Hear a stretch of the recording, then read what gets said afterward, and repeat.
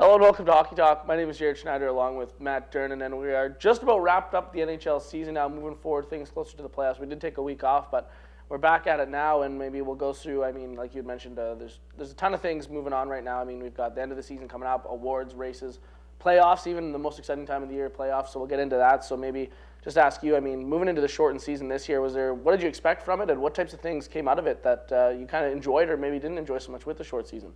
Most of my predictions, I think, were kind of wrong on how the season worked out. If we go right now, if I do this and do the little flashback, this would be when they hazed back to me in the first episode, saying I think this and this. Young guys didn't really stand out so much as I thought. I was really thinking this was going to be the year the young guy, the short season, they're going to come out. They were going even the sophomores too. Yeah, I thought they were going to be real big impact players. But then you look at teams like Edmonton, who we've mentioned again. You've thought was going to be their top Canadian team, kind of fell on their faces this year. I'm not really sure what happened.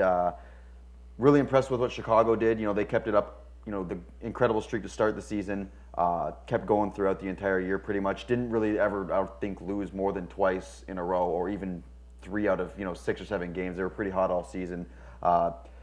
Just for you asking on that note, with Chicago, where does this season kind of rank for you? It's kind of hard to quantify, how good the season was because it is a shortened season.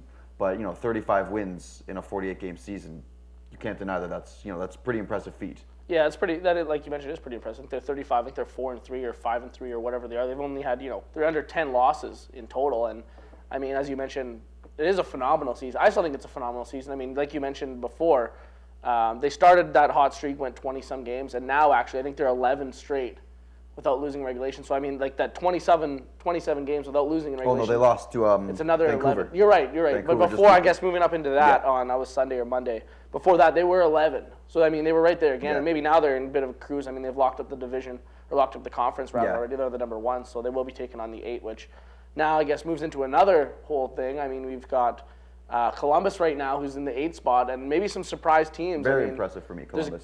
There's definitely a bunch of surprise teams, and there's some teams that we thought, like you'd mentioned, Ottawa, or Edmonton rather, who have been plummeting, and then some other teams I know like Nashville. Yeah, big really fall. Who you kind of taking a seat. Yeah, Nashville were kind of you still don't want to kind of lump them in with Detroit yet, but they were one of those perennial teams that you always would see in the playoffs. Sometimes as high as 3rd, sometimes more so around 4th or 5th, but they were always there. And then to have them not be in the playoffs this year is kind of weird. And not even that they're just not in the playoffs; they're not even in the race. They're down in 14th. They weren't even close, right? So they're almost looking at a top 5 draft pick right now. So a little surprising for me. I think they're on the verge. I think Nashville of kind of an era change almost. I think Trotz has been there since the organization started. Just losing Ryan Suter in the offseason this year, and then Shea Weber maybe couldn't carry the load himself. They got rid of Martin Erat, who was one of their more long-standing guys. So I think Nashville might be in a bit of a transition phase. This could be kind of a rebuild for them. I think I could see, like I said, Trotz getting fired maybe.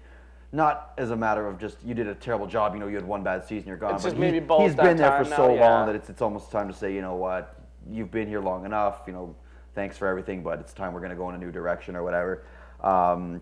Edmonton, again, I have no clue really. I think mostly goaltending would probably be the problem. I don't know. They were your team. You were backing them, so you kind of have to answer to your viewers what happened with Edmonton this year. Well, Edmonton, they kind of right from the beginning, really, realistically. I think they might have been hovering around 9th or 10th, like most of the part of the year, and then now they've dropped, and even Calgary's ahead of them now. So Edmonton, I would say defensively, obviously. I know. They drafted Yakupov number 1 overall. They would say that they wouldn't take it back for anything. They love the guy or whatever. But I don't know. You look back on it now and you see Ryan Murray, who was sitting in the 2nd.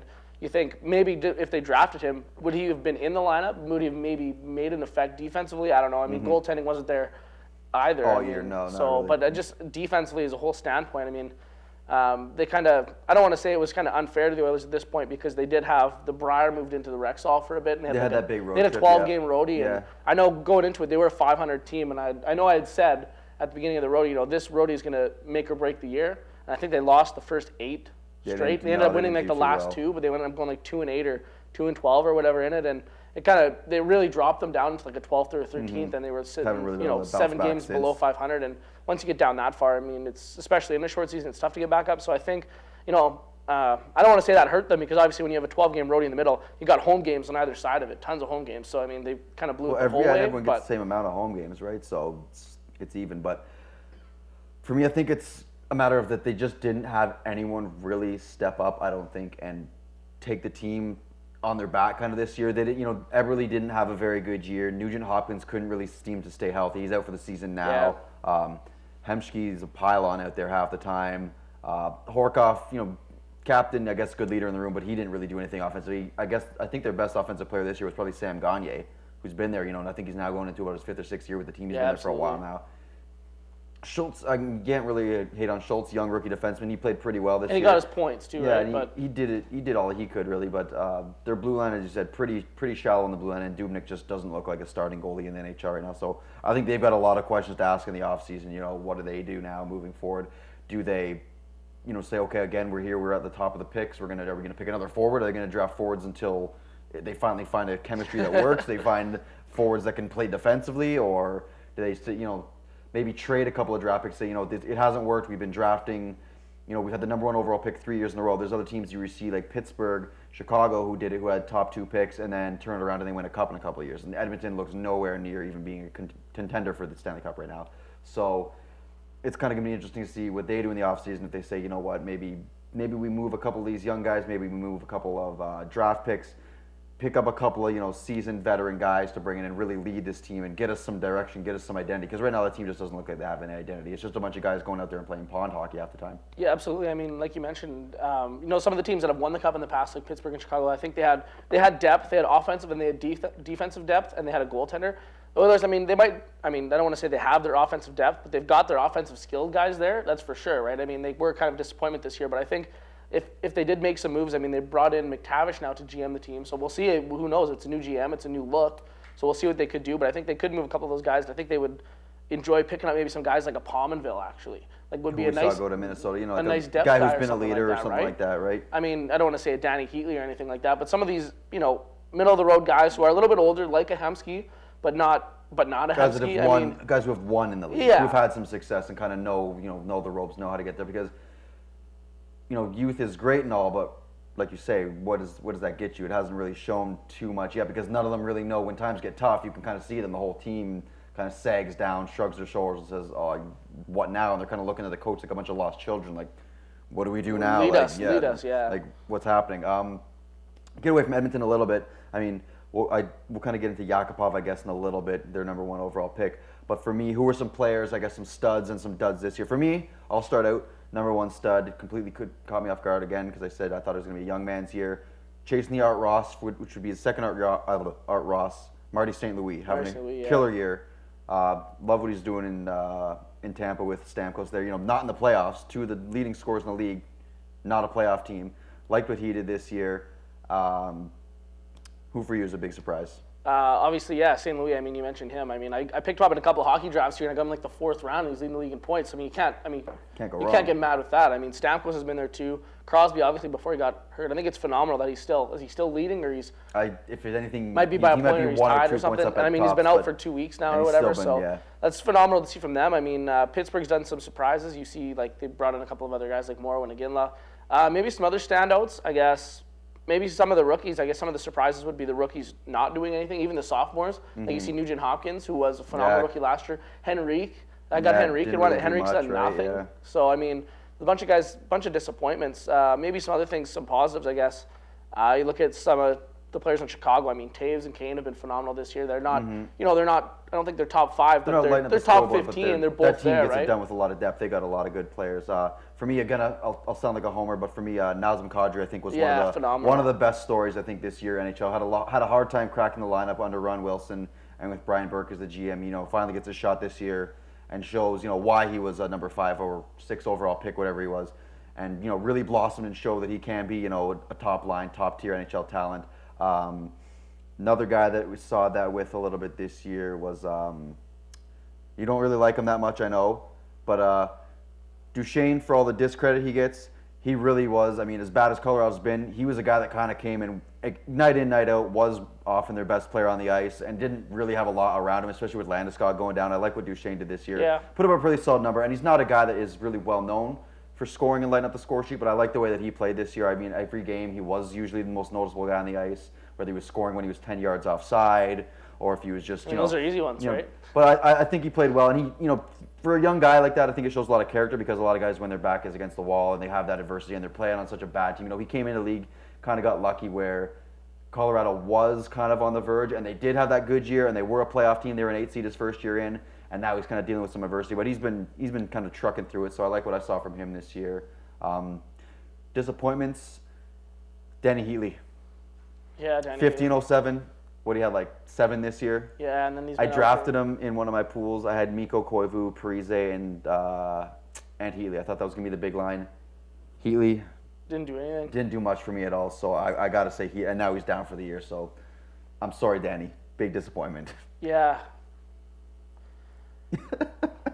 I stunned him with that one. He doesn't even know what no, to say. No, I would agree. I mean, Danny Heatley, he didn't really do a whole lot. I mean, Koivu did. And when's the last time, right? Heatley hasn't had anyone really with that much talent around him since Ottawa, and you've really expected. I mean, he had Thornton for a bit when he was in San Jose, but to have a guy like Parise and Mikko Koivu, who are, arguably 2 of the better passers in the NHL, and he can't do anything.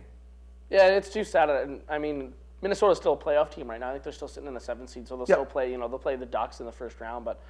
I don't know. I mean, Minnesota's had a tough thing, but I guess we'll get to some other things when we come back. I mean, we've got playoff races. We might go through some awards.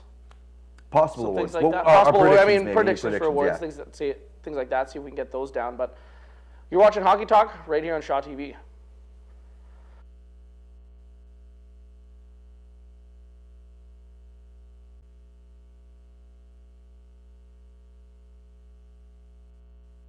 With Matt Durnan, and we were talking about some of the hot players and some of the disappointing players, so maybe we'll get into some of the awards now. I know we've got, including the Vezina, which might be a tough one this year because it is a short season, right? It could be a toss-up. So, I mean, I'll ask you the question is, what awards maybe are surprises this year, and what guys are maybe some surprises are up for some of these awards?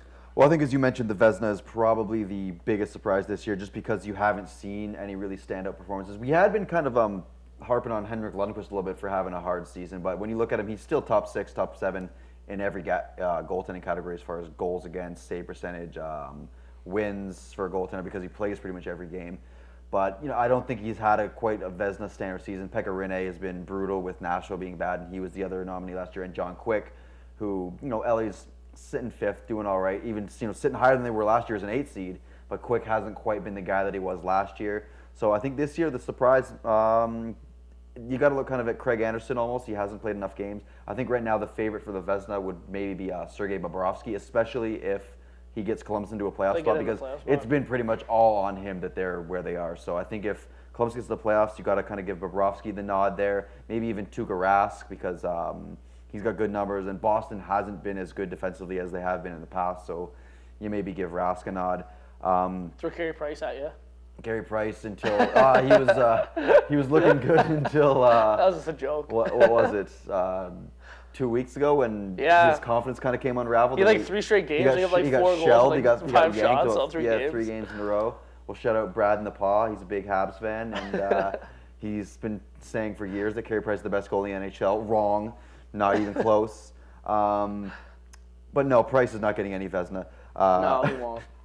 Move past, how about for who would you give to the MVP? I mean, it looked like Crosby was a runaway favorite, but he's been hurt, so who do you really give it to at this point? Yeah, I don't think MVP will go to Crosby. I mean, obviously, he's still leading the point by 1 over St. Louis, but I think in that sense, he has been out for 2 weeks. It's kind of tough to give it to him now. I mean, you still could, obviously, and say, hey, look at his points per game, whatever, but I mean, I think moving it back maybe to either a Stamkos or a St. Louis. I don't want to pick one or the other because they're right there in points. I mean, Stamkos has scored more goals, but Marty's been the guy who he always has been the guy who's been setting them up. So I think maybe an MVP. Also, you look at other guys like Ovechkin.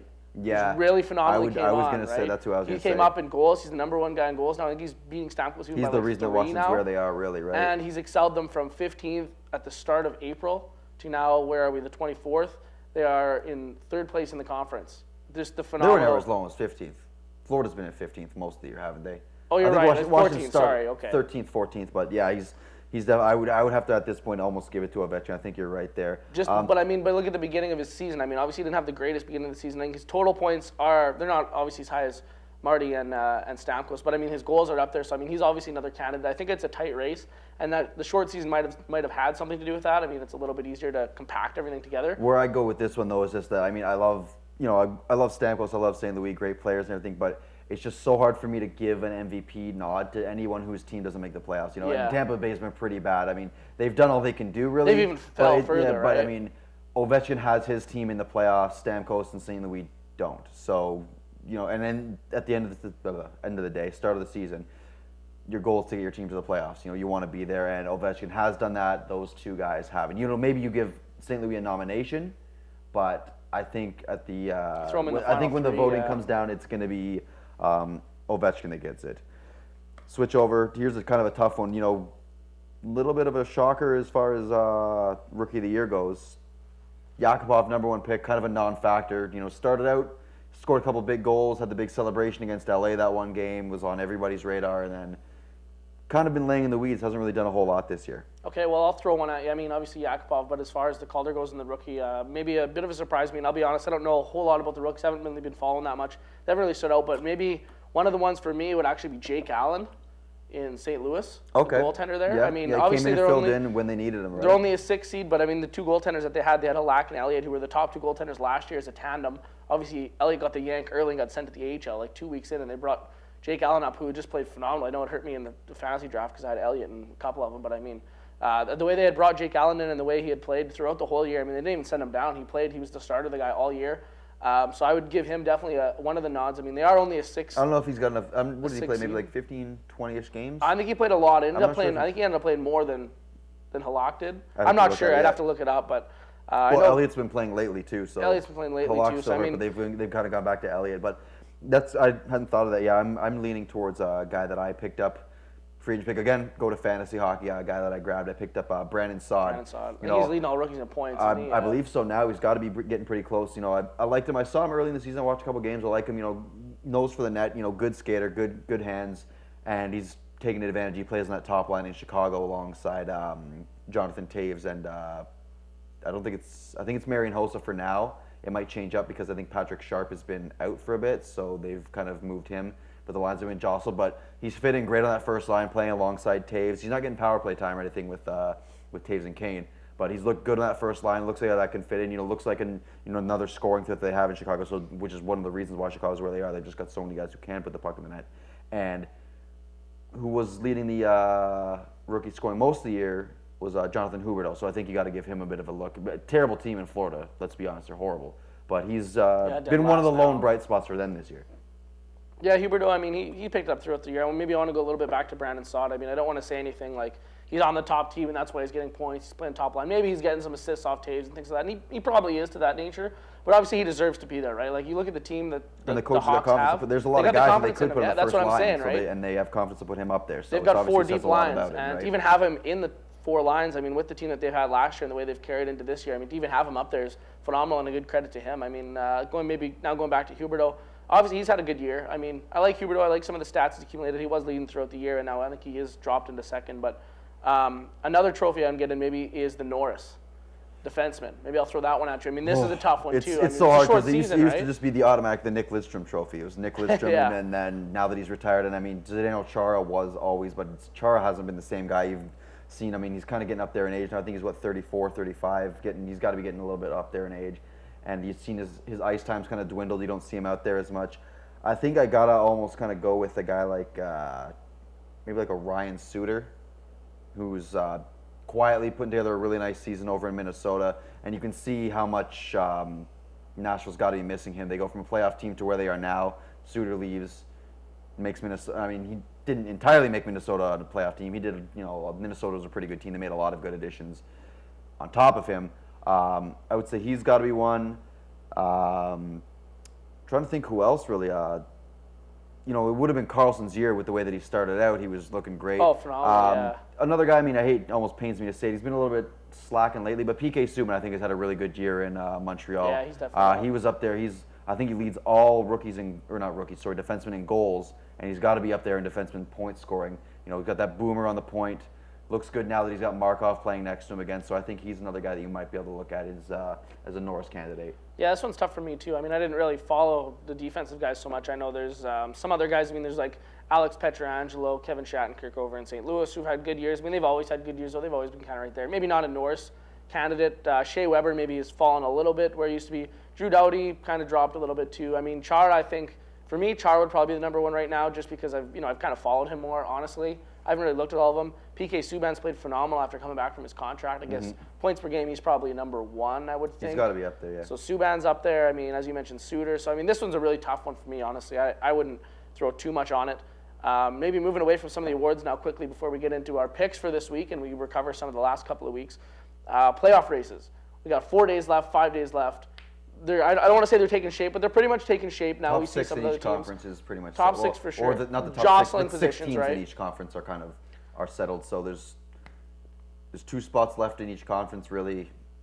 Who gets in, who gets out. Move, yeah. We saw the other night Washington clinched the division, so I think they're the last team to clinch the division. So I think the top 3 in each conference are set. So on that Boston's got to pull up except for that Northeast, Boston, Montreal, that's kind of going to come down to the wire. But I think you've got almost every team kind of set as far as who the top 3 is. So you're getting a little bit of an idea of what the matchups are. It really depends on who gets in. I think we kind of have an idea right now. I don't think too much is going to change in the East. In the West, I'm still going to hold out that I think Detroit gets in over Columbus because they're one of those teams that'll find a way. Columbus, I think, to their credit, they've had a great season, but I think Detroit finds a way to get into the playoffs. And what I mentioned to you, I think would be awesome to see is if we can get 3 original 6 matchups in the first round, which is possible if you get, if Boston can finish second and the Rangers, who I think will end up moving in second anyways because I think Ottawa's going to slip and they might just cling and get in at the 8th seed. So you see Boston and the Rangers play in the first round. 2-7, you see Montreal, Toronto is the 4-5. It could flip-flop. Who knows what happens and who gets what seed. And then over in the West, you could have Chicago as the 1 seed play Detroit as the 8th seed. So I think that'd be something that'd be really interesting to see. That's something that I've been looking at. And then another matchup I know that you want to see would be LA San Jose as the 4-5 in the West would be another really good matchup to see. Yeah, and exactly that one. I mean, they are 4-5 right now. I think they're tied in points. They both play tonight, and then they both play the last games actually against each other. So I mean, there you go, right? I mean, they could play each other on the last day for home ice, and they could play each other again in the first round with that home ice. So I mean, phenomenal matchup right there. That's definitely one I want to look forward to. The 4-5s are always the best. They could be even, I mean, I don't want to say anything, but they could be like the best series out of the whole playoffs. Yeah. If they weren't the first round and it's, kind always of falling really back to the fourth round. And always are teams that have been jostling all year. Like Toronto, Montreal, that'll be phenomenal. I mean, that'll be another great one. As you mentioned that, I actually think Columbus is going to get in. I know Detroit's got an extra game and they're only a point back, so technically if they win all 3, they get it. But I think Columbus, I don't know, I got a feeling about Columbus. I'm on the Jackets now, but I mean, they'll get killed. I mean, Detroit's got a way better chance to get Chicago, but I'd like to see Columbus get in just for sakes. I know Detroit's been 22 years. I think that's the streak right now. 22 years of getting in the playoffs. So that's kind of on the line for them. That's at risk big time. So. We watched the Jets kind of get knocked off. So they're pretty much done. They got a game, but they're a point back of 8th with Paul's 3 games left. Right so now. I mean, and you got the Jets, hat on. You're still showing love. I still got the Jets hat, but they're pretty much done. So that pretty much actually, I would say, locks up the top 8 because Ottawa should technically get the 8th seed. They're falling a bit. Rangers 7, Islanders 6. So it's good to see the Islanders get in. I was going to say that's a surprise for me. I mean, they could be a team with that young, the young kind of, and that Tavares is having also. There's another one that I should have mentioned really for an MVP candidate. Tavares has had a great season too, and he's pretty much put New York on his back this year. They are a team as a 6 seed could be dangerous, especially playing the 3 seed who is the winner of the Southeast, who is going to be Washington, who is a little bit of a weaker team. And I think that could be a really good series to watch out for, too, is that if the Islanders end up finishing up in 6th, Islanders and Washington could be a really explosive offensive teams. You could see a really good series there, too, I would say. Yeah, I guess. Even with the way Washington has been playing, I guess that could be a good first-round series. But we'll move into picks now. It's been 2 weeks. We both like where we're at. I guess moving into the playoffs here, there's 4 or 5 picks left to do. So we'll do that when we come back, though. You're watching Hockey Talk right here on Shaw TV.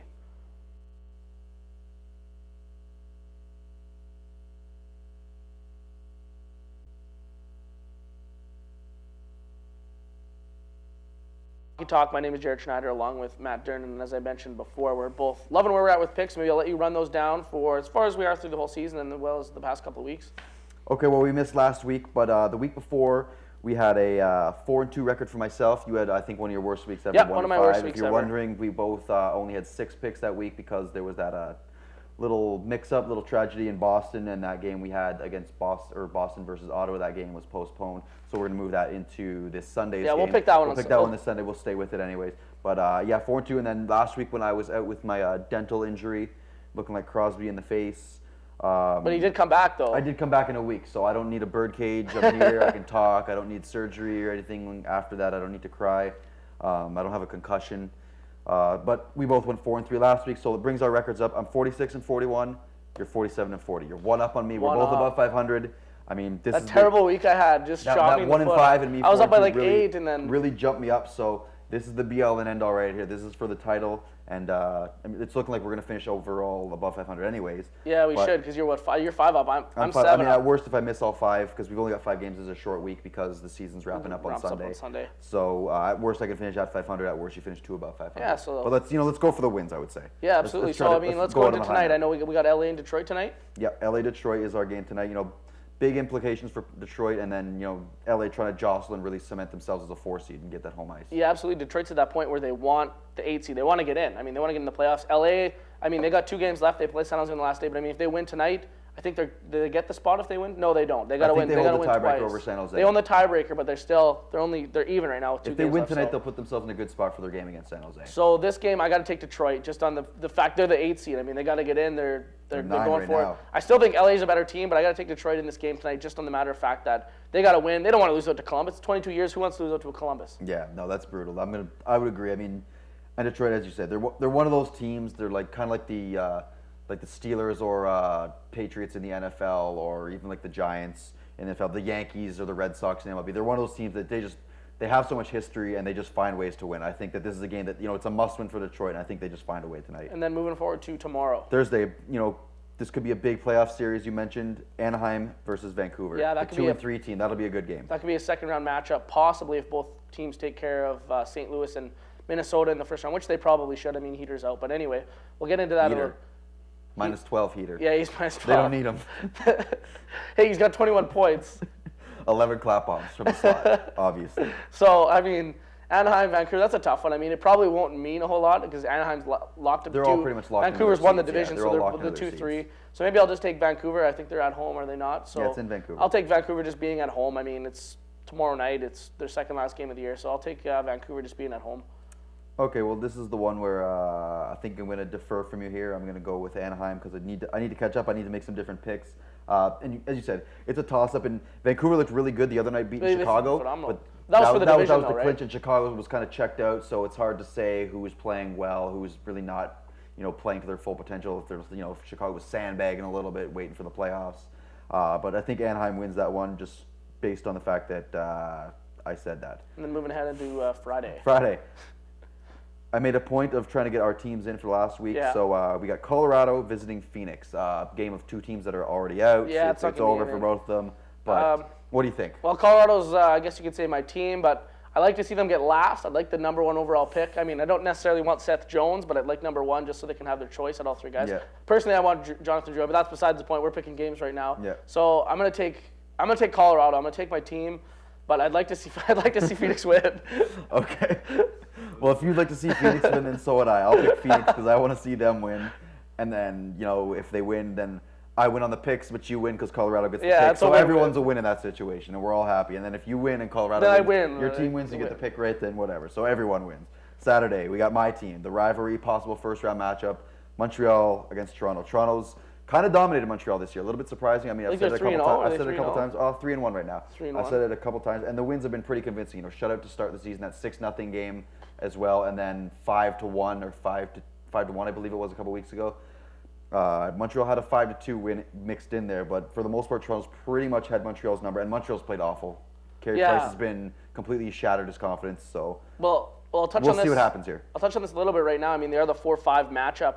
But Montreal's 4 points ahead. Each team has 3 games left. The way Montreal's been sliding, the way Toronto's been playing, I think that one could be for 4th, 5th if Toronto wins both. I mean, Toronto's got easy games. Yeah. I don't want to say easy games. They got Tampa tonight, and I think they got Florida. Yep. So they got 2 fairly even games, 2 teams out of the playoffs. So I mean, they could win both, get themselves tied with Montreal as well. If Montreal loses their couple of games. That one on Saturday, last game, could be for 4th place, and it could be the same as this San Jose LA matchup. We could see 2 of those where teams are playing for home ice in the first round on the last day. So that's cool. That's a great way of making the schedule. I mean, that's what you like to see, I guess, right? Whether it's for the division or for a playoff. So that one, I'm going to take the Leafs. I mean, I know it's your team. It's tough.